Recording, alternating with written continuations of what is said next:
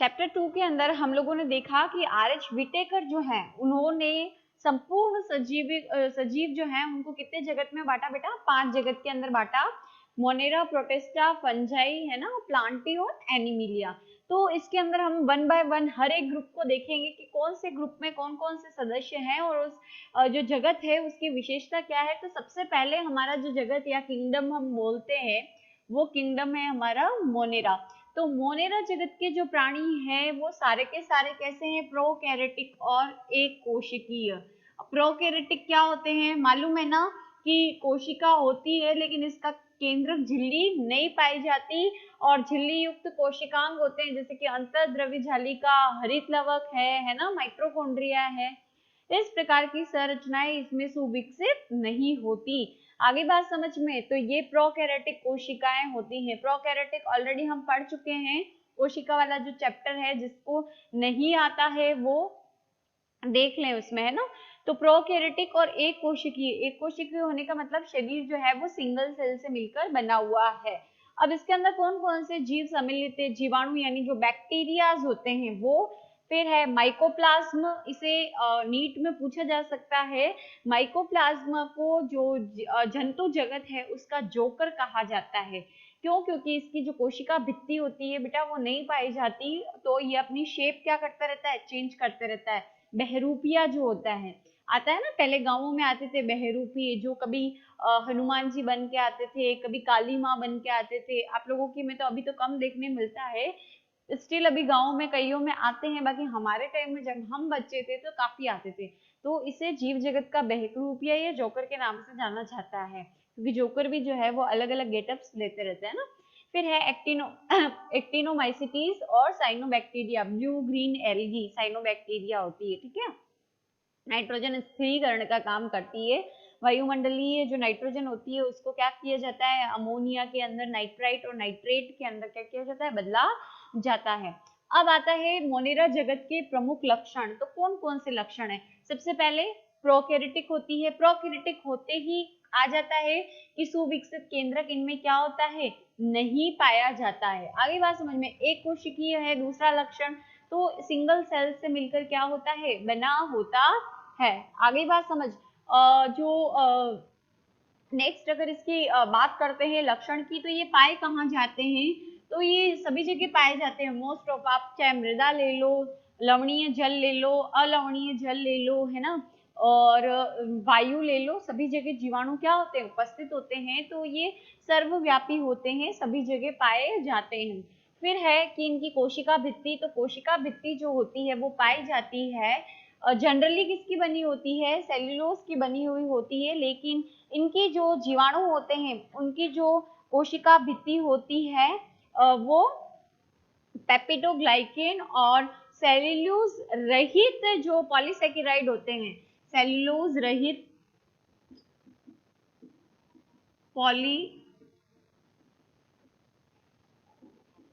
Saccharide जो होते हैं उनसे मिलकर इनकी कोशिका भित्ति बनी हुई होती है। इंपॉर्टेंट है, एग्जाम में भी आ सकता है और नीट में भी पूछा जा सकता है कि जो जीवाणु होते हैं उनकी कोशिका भित्ति, मालूम है ना कोशिका भित्ति क्या होती है बेटा? सबसे पहले जैसे ये जीवाणु कोशिका है तो सबसे पहले आएगी कोशिका झिल्ली, झिल्ली के बाद अंदर आएगी कोशिका भित्ति, है ना। और भित्ति सॉरी उल्टा लिख दिया मैंने, कोशिका भित्ति जो है वो बाहर की साइड आएगी, आउटर मोस्ट होती है ना। तो कोशिका झिल्ली अंदर की ओर है और भित्ति क्या है? बाहर की ओर है। तो इनकी कोशिका भित्ति जो होती है वो पेप्टिडोग्लाइकेन और सेल्यूलोज रहित पॉलीसेकेराइड की बनी होती है। पादप के अंदर किसकी होती है? सेल्यूलोज की होती है। और जो कवक होती है उनके अंदर, फंजाई जो होती है उनके अंदर किसकी होती है? काइटिन की होती है। पर जीवाणु की कोशिका भित्ति इस प्रकार की होती है। फिर एक कोशिका आवरण इनमें पाया जाता है। कोशिका आवरण या इसे कैप्सूल भी कहा जाता है। ये किसका बना होता है बेटा? कोशिका झिल्ली, कोशिका भित्ति और इसके बाहर अगर एक और आवरण उपस्थित हो जो कि बना होता है ग्लाइकोकैलिक्स नामक पदार्थ का, ठीक है। तो ये तीनों मिलकर कंबाइंडली क्या कहलाते हैं? कोशिका आवरण कहलाता है। समझ आ गया? उसके बाद है इसका जो अनुवांशिक पदार्थ होता है, अनुवांशिक पदार्थ जो होता है, देखो जनरली कोशिकाओं के अंदर अनुवांशिक पदार्थ केंद्रक झिल्ली में पाया जाता है, बट इसके अंदर केंद्रक झिल्ली नहीं पाई जाती है ना। तो यहाँ पर क्या रहता है, कोशिका द्रव्य, तो इसका जो अनुवांशिक पदार्थ है वो इस तरह से एक सिंगल जो है, मतलब हमारे अंदर कितने गुणसूत्र है बेटा, 46 एक पर्टिकुलर पैटर्न के अंदर गुणसूत्र पाए जाते हैं ना, लेकिन यहाँ पर सिर्फ एक सिंगल जो है वो अनुवांशिक पदार्थ के रूप में इस तरीके से धागे के समान संरचना जो होती है वो पाई जाती है, और किस में बिखरी रहती है, कोशिका द्रव्य में। आ गई बात समझ में, क्यों, क्योंकि केंद्रक झिल्ली तो है ही नहीं। ठीक है, अब इनका जो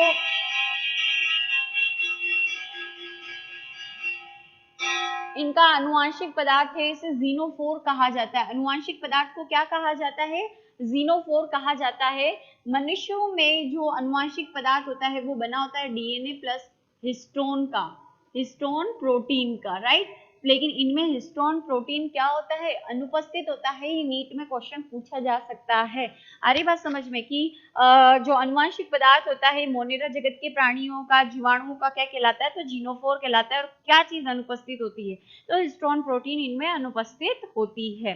फिर है जिस क्षेत्र में ये अनुवांशिक पदार्थ पाया जाता है, कोशिका के जिस क्षेत्र में ये अनुवांशिक पदार्थ पाया जाता है उसे न्यूक्लियोइड कहा जाता है। ये एक एक नंबर के क्वेश्चंस हैं, आपको एग्जामिनर पूछ सकता है। तो नग्न अनुवांशिक पदार्थ जो है जो पाया जाता है कोशिका की जिस क्षेत्र में, उस क्षेत्र को हम क्या कहते हैं, न्यूक्लियोइड कहा जाता है।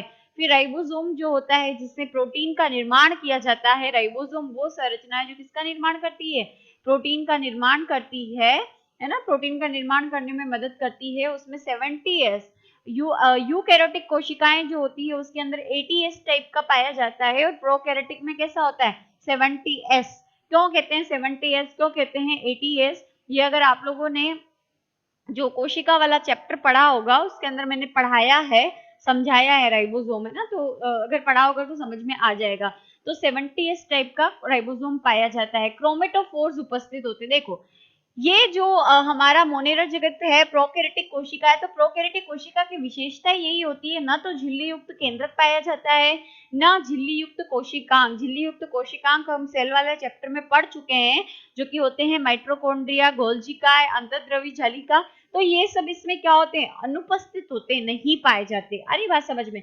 तो ऑब्वियसली बात है, हरित लवक जो होता है जिसमें क्या पाया जाता है, हरित लवक में पर्णहरित, और इसकी मदद से प्रकाश संश्लेषण की क्या होती है, क्रिया होती है। बट क्योंकि ये दोहरी झिल्ली युक्त कोशिकांग है, अभी टेस्ट में आपने डायग्राम भी बनाया कि इसके अंदर क्या होती है, दोहरी झिल्ली होती है, इस तरीके से है ना, दो झिल्लियां पाई जाती है।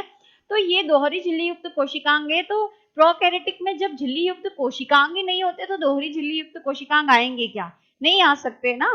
तो यही चीज है कि इसके अंदर दोहरी झिल्ली युक्त कोशिकांग क्या होते, नहीं पाए जाते। तो ऑब्वियसली बात है हरित लवक भी नहीं होता। हरित लवक जो है वो नहीं होता, तो उसकी जगह ऐसी झिल्ली युक्त संरचना पाई जाती है जिसमें वर्णक पाए जाते हैं ना। ये वर्णक रंगीन भी हो सकते हैं, पर्णहरित भी हो सकता है। तो इन वर्णकों को क्या कहा जाता है, क्रोमेटोफोर्स कहा जाता है। आ रही बात समझ में, ये चीज ध्यान रखना कि वर्णक युक्त झिल्ली से बने हुए पदार्थ जिनके झिल्ली से बनी हुई वह संरचना जिसमें वर्णक पाए जाते हैं वो क्या कहलाती है, क्रोमेटोफोर्स कहलाती है। फिर आती है मीजोसोम। यहाँ पर देखो क्या होता है, ये जो जीवाणु की कोशिका आप देख रहे हो, इसकी ये जो अंदर वाली है वो संरचना क्या कहला रही है बेटा, कोशिका झिल्ली। तो ये कोशिका झिल्ली इस तरह से वलित हो जाती है, यानी फोल्ड ले लेती है, और फोल्ड लेने के बाद एक संरचना बनाती है जिसे कहा जाता है मीजोसोम। आपको पूछा जा सकता है कि मीजोसोम क्या होता है, तो ध्यान रखना मीजोसोम जो है वो कोशिका झिल्ली के अंतर्वलन के फलस्वरूप बनने वाली संरचना है, और इसके अंदर क्या होता है, श्वसन की क्रिया होती है। ठीक है, श्वसन की क्रिया के माध्यम से एटीपी के रूप में क्या बनाई जाती है, ऊर्जा बनाई जाती है। तो श्वसन दोनों तरीके का हो सकता है, वायवीय भी हो सकता है और अवायवीय भी हो सकता है। श्वसन का जो चैप्टर है वो हम ब्रीफली पढ़ेंगे। ठीक है, तो ध्यान रखो कि ऊर्जा प्राप्त करने के लिए क्रिया होती है। तो तो ये एक एक नंबर के क्वेश्चन है। जीनोफोर क्या होता है, क्रोमेटोफोर्स क्या होते हैं, मीजोसोम क्या होते हैं, न्यूक्लियोइड्स क्या होते हैं, ये सारे एक एक नंबर के अंदर आपको पूछे जा सकते हैं। उसके बाद आता है बेटा जनन विधि।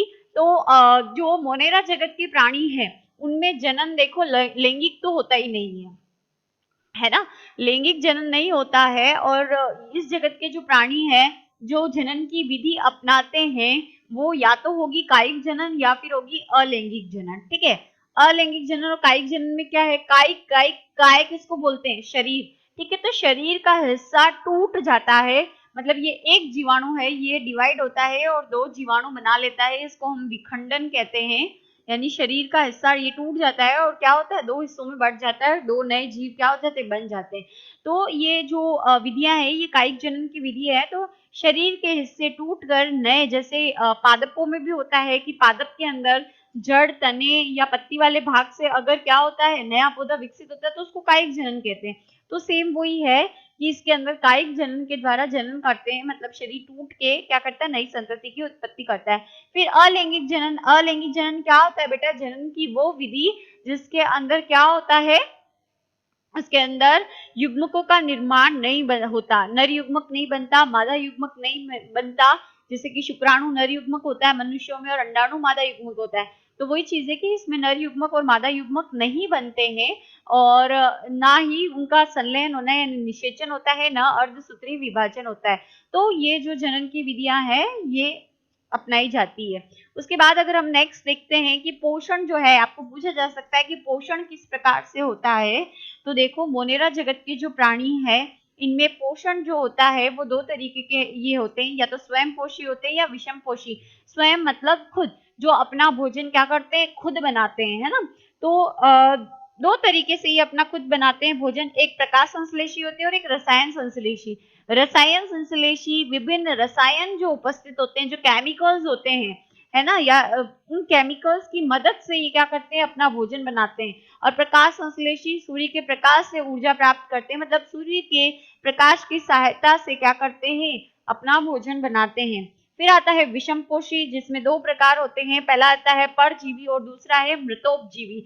मृतोपजीवी का मतलब आप समझ रहे होंगे, मृत ओपजीवी यानी मृत शरीर से अपना भोजन प्राप्त करने वाले। ठीक है, सड़े गले जो एनिमल्स या प्लांट के जो पार्ट्स होते हैं उनको अपघटित करके, मतलब टुकड़ों में तोड़ के क्या करते हैं, ऊर्जा प्राप्त करते हैं। और परजीवी यानी जो सजीव होते हैं, जैसे कि अमर बेल क्या करती है, एक प्लांट होता है उसके ऊपर लिपट के अपना क्या करती है, पोषण प्राप्त करती है। अगली बात समझ में, तो ये इसे हम कहेंगे परजीवी। तो ये इसके क्या हो गए, पोषण के प्रकार हो गए। अब देखते हैं हम नेक्स्ट कि इनको कितने समूह में बांटा जाता है। तो जो मोनेरा जगत के प्राणी है इनको क्या किया जाता है बेटा, दो ग्रुप्स में हम लोग जो है पढ़ते हैं। तो वो दो ग्रुप हम लोग पढ़ने वाले हैं। पहला हमारे पास है आर्की बैक्टीरिया और दूसरा आता है यू बैक्टीरिया। तो दो समूहों के अंदर हम क्या करते हैं, मोनेरा जगत के प्राणियों को पढ़ते हैं। पहला कौन सा है, आर्की बैक्टीरिया और दूसरा है यू बैक्टीरिया। तो इनके लक्षण अब हम लोग क्या करेंगे, देखेंगे। देखो यहाँ पर जो मोनेरा जगत है उसको दो समूह में बांटा है, एक तो है आर्की बैक्टीरिया और दूसरा है यू बैक्टीरिया। ठीक है, अब सबसे पहले बात करते हैं हम आर्की बैक्टीरिया। ये माना जाता है कि जब हमारी पृथ्वी की उत्पत्ति हुई थी तो सबसे पहले जो सजीवों की उत्पत्ति हुई थी, है ना, वो जो है वो जीवाणु के रूप में हुई थी। और जो जीवाणु थे वो किस ग्रुप के थे, आर्की बैक्टीरिया के थे। और आज भी क्योंकि वो जीवाणु उपस्थित है इसीलिए इन्हें जीवित जीवाश्म कहा जाता है। इंपॉर्टेंट है, नीट में पूछा जा सकता है क्वेश्चन कि जीवित जीवाश्म के रूप में किस समूह को जाना जाता है जीवाणुओं के। तो answer is Archie bacteria, living fossil कहा जाता है। आगे बात समझ में, जीवाश्म का मतलब पता है ना कि जो पहले उपस्थित थे उन जीवों का क्या है, अवशेष, है ना। तो इसीलिए विपरीत परिस्थितियों में क्या करते हैं, रहते हैं, यानी अत्यधिक तापमान हो, लवणीयता हो, ऑक्सीजन की कमी हो, वहां पर भी ये रह सकते हैं। ये इस ग्रुप की बड़ी विशेषता है ना। उसके बाद है इनकी कोशिका भित्ति प्रोटीन और पॉलीसेकेराइड्स की बनी हुई होती है। अभी हम लोगों ने पढ़ा था कि जीवाणुओं की जो भित्ति होती है वो पेप्टिडोग्लाइकोन और सेल्यूलोज रहित पॉलीसेकेराइड्स की बनी हुई होती है। तो पॉलीसेकेराइड तो है, लेकिन यहाँ पर पेप्टिडोग्लाइकेन की जगह क्या है, प्रोटीन उपस्थित होता है। तो इनसे मिलकर क्या होती है, कोशिका भित्ति बनती है। सेल्यूलोज और पेप्टिडोग्लाइकोन ग्लाइकोन जो है वो अनुपस्थित रहता है। फिर आता है आर्की बैक्टीरिया के प्रकार। सीधा सीधा क्वेश्चन बनता है एग्जाम के लिए, आपको पूछा जा सकता है। तो इसको 3 कैटेगरी में बांटते हैं, मेथेनोजेंस, हेलोफिल्स और थर्मोएसिडोफिल्स। देखो थर्मोएसिडोफिल्स क्या होते हैं, नाम आ रहा है थर्म, थर्म वर्ड रिलेटेड होता है टेम्परेचर से। तो अत्यधिक ताप यानी काफी ज्यादा टेम्परेचर होता है ना, यानी लगभग 70 से भी ऊपर का टेम्परेचर होता है, उसमें भी क्या कर सकते हैं, सोचो हमारे गर्मियों के अंदर 42 के आसपास टेम्परेचर चल जाता है तो हमको कितनी गर्मी लगती है, कूलर फेल हो जाते हैं ना। तो ये लोग, ये जो जीवाणु है वो 70 डिग्री टेम्परेचर तक भी क्या कर पाते हैं, जीवित रह पाते हैं। तो इन जीवाणु को क्या कहा जाता है, थर्मोएसिडोफिलस कहा जाता है। निम्न ताप यानी काफी एसिडिक, निम्न होता है पीएच जो होता है, सॉरी जैसे पीएच होता है 1 से 7 और 8, तो ये होता है क्षारीय, और ये निम्न यानी कम है ना, 1 से 7 वाला कम है, तो ये निम्न पीएच होता है अम्लीय, यानी अत्यधिक अम्लीय पीएच वाले पानी में क्या करते हैं, ये सर्वाइव करते हैं। आगे बात समझ में। फिर हेलोफिलस उस क्षेत्र में रहते हैं जहां लवणीय यानी सॉल्ट की अधिकता होती है। जैसे सांभर में चले जाओ, सांभर में क्या होता है, हमारे राजस्थान में नमक पैदा होता है, तो वहां पर ये जीवाणु हेलोफिलस, ठीक है, पाए जाते हैं। फिर है मेथेनोजेंस, नाम है मेथेनोजेंस, यानी मेथेन का निर्माण करने वाले, प्राकृतिक गैस होती है मेथेन CH4 है ना, तो मेथेन का क्या करते हैं, ये निर्माण करते हैं। और मेथेन कहाँ विकसित होती है, एक तो देखो जो गोबर वाला होता है, गोबर वाला एरिया, तो एक तो रूमिनेंट्स होते हैं, रूमिनेंट्स यानी जो जुगाली करते हैं, गाय और भैंस, और देखो खाने के बाद मुंह चलाती रहती है, मतलब वो जुगाली करती है ना, तो उनकी आंतों के अंदर, क्योंकि वहीं तो गोबर बनता है ना, तो जहां गोबर होता है वहां पर एक दलदली जो जमीन होती है वहां पर, तो मेथेनोजेंस जो होते हैं वो CH4 का निर्माण करते हैं। 1 नंबर का क्वेश्चन है, ध्यान रखना कौन सी गैस बनाते हैं, तो प्राकृतिक गैस बनाते हैं जो है CH4। फिर उसके बाद दूसरा समूह आता है यू बैक्टीरिया। यू बैक्टीरिया के लक्षण हम लोग देखते हैं। देखो अभी नेक्स्ट हम लोग जो ग्रुप देख रहे हैं मोनेरा जगत का, सेकंड ग्रुप जो है मोनेरा का, वो है हमारा कौन सा, यू बैक्टीरिया। यू बैक्टीरिया जो है वास्तविक जीवाणु कहलाते हैं। देखो पहले जो थे आद्य बैक्टीरिया है ना, आर्की बैक्टीरिया, या आद्य बैक्टीरिया जो है वो, उन्हें हम क्या कहते हैं, आद्य मतलब होता है पुराना, तो उन्हें हम जीवित जीवाश्म कहते हैं। और अगर आपको क्वेश्चन पूछ लिया जाता है कि वास्तविक जीवाणु कौन सा समूह होता है, तो यू बैक्टीरिया होता है। क्यों कहते हैं, क्योंकि इसके अंदर एक्चुअली में हम लोगों ने कैरेक्टर्स पढ़े थे मोनेरा जगत के कि जो है सेल्यूलोज रहित पॉलीसेकेराइड होते हैं वो, और पेप्टिडोग्लाइकेन जो होता है, ग्लाइकोन जिसको हम बोलते हैं, कहीं जगह ग्लाइकेन लिखा रहता है, कहीं जगह पेप्टिडोग्लाइकोन लिखा रहता है, तो कंफ्यूज मत होना, बात वही है। तो पेप्टिडोग्लाइकोन जो होता है उससे बनी हुई होती कोशिका भित्ति, ये हम लोगों ने पढ़ा था मोनेरा जगत के लक्षणों में, ठीक है। तो अभी जब हम लोगों ने आर्की बैक्टीरिया देखा तो उसमें हमने देखा था कि उसकी कोशिका भित्ति जो है पेप्टिडोग्लाइकेन की नहीं बनी होती, ना सेल्यूलोज की बनी होती, पॉलीसेकेराइड और प्रोटीन की बनी होती। लेकिन यू बैक्टीरिया जो होते हैं उनकी भित्ति पेप्टिडोग्लाइकेन की क्या होती है, बनी हुई होती है। ये वास्तविक जीवाणु होते हैं। आगे बात समझ में, इसीलिए इन्हें कहा जाता है क्योंकि एक्चुअल में इनकी भित्ति पेप्टिडोग्लाइकेन की बनी हुई होती है। फिर जो है इसमें कौन कौन से जो है जीवाणुओं को सम्मिलित किया जाता है, तो इनको देखो, इनमें साइनोबैक्टीरिया आते हैं। साइनोबैक्टीरिया को ब्लू ग्रीन एल्गी के नाम से भी आती हैं इसमें, मतलब ब्लू ग्रीन एल्गी आती है, जैसे कि नोस्टॉक और एनाबीना, और उसके अलावा एल्गी जो होती है स्पाइरुलिना। वेरी इंपॉर्टेंट, ये आता है क्वेश्चन, मतलब आप हायर लेवल के एग्जाम दोगे कंपटीशन के या नीट के भी दोगे तो आपको पूछ लिया जाता है स्पाइरुलिना क्या है, तो स्पाइरुलिना एक कवक मतलब शैवाल है, लेकिन क्योंकि ये एक कोशिकीय है, सिंगल सेल की बनी हुई है, इसीलिए इसको मोनेरा जगत में सम्मिलित किया गया है। और इसमें 60% प्रोटीन पाया जाता है, तो लोग खाते हैं इसको, प्रोटीन की पूर्ति करने के लिए, जिसको प्रोटीन से रिलेटेड रोग होते हैं जैसे कि क्वासिओरकोर और मेरेस्मस जैसे रोग, तो जो प्रोटीन होता है उसकी पूर्ति करने के लिए स्पाइरुलिना क्या की जाती है, दी जाती है, जो कि शैवाल है जिसको साइनोबैक्टीरिया के अंदर आती है, और इन्हें ब्लू ग्रीन एल्गी कहा जाता है, जैसे कि नोस्टॉक और एनाबीना जो है वो क्या है, ब्लू ग्रीन एल्गी का एग्जाम्पल है। नील हरित शैवाल, ब्लू ग्रीन एल्गी, नील हरित शैवाल, आप नाम सुना होगा। फिर है ग्राम धनात्मक जीवाणु, प्रोटियोबैक्टीरिया, रसायन संश्लेषित जीवाणु, ये सब इसमें क्या किए जाते हैं, सम्मिलित किए जाते हैं। आपके जो बुक में दे रखा है, एक तो इसके बारे में दे रखा है, किसके बारे में दे रखा है ना। अब देखो साइनोबैक्टीरिया क्या होते हैं। साइनोबैक्टीरिया जो है उसके अंदर हरित लवक पाया जाता है, सॉरी पर्णहरित जो होता है वो पाया जाता है क्रोमेटोफोर्स के अंदर। ठीक है, पर्णहरित उपस्थित होता है तो ऑब्वियस सी बात है प्रकाश संश्लेषी होते हैं, प्रकाश संश्लेषण की मदद से अपना क्या करते हैं, भोजन बनाते हैं। तो ये कैसे आ गए, स्वयं पोषी कैटेगरी में आते हैं।